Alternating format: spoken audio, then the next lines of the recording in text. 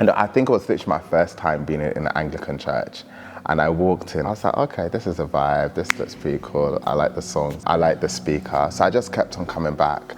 And I remember a few weeks later in one of the services, I really felt like the Lord spoke to me really clearly. He said to me, this is home. I remember just crying in that balcony. I said, God, why would you do this to me? Why would you send me to the Church of England? I don't even know what it means to be Anglican. I was so distraught. And I was like, what my friends gonna think? What my family gonna think? And then to my horror, a few months later, one of the church leaders walks up to me and says, I feel like God wants me to offer you to intern for our church. I said, absolutely, there's no way.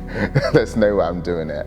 Because I had this big dream to move to New York. And I said, there's no way. I'm staying in this city to be a church intern for free.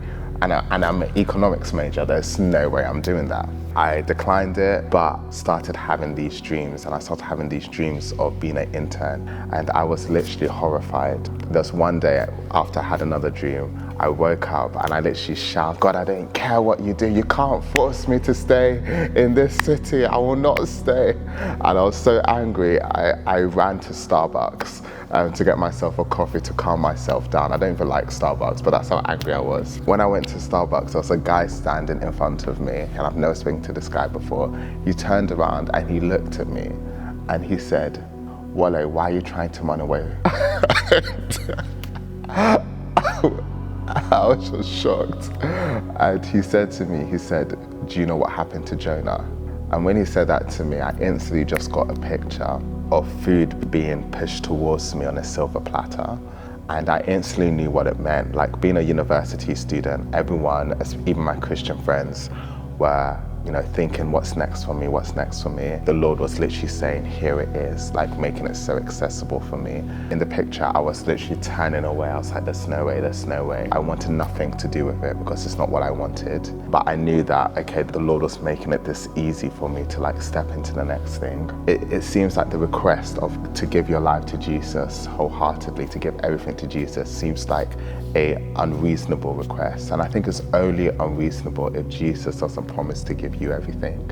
And I think actually it is a matter of trust. Like, do we truly believe that Jesus can give us everything? In Luke 18, there's an account where Jesus speaks to a young rich man. The young rich man comes to Jesus and says, I want to follow you. And Jesus looks at him and says, okay, sell all that you have to follow me. He walks away because he had lots of money.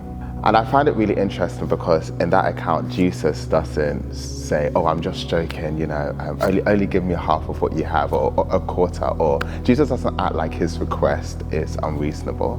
That man, that young rich man, wanted to follow Jesus. But I think ultimately he didn't believe that actually Jesus could satisfy him more than his wealth. And I think there's things in all of us that we come to. There's things in all of us where we basically have to wrestle that belief system that says, Jesus, can you actually satisfy me more than that particular thing? And I think for me, it was my dreams. It was literally my aspirations for a particular career.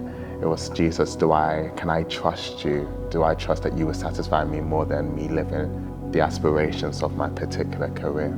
I think when I said yes, or I believed he could, was what gave me the faith to lay everything else down for him.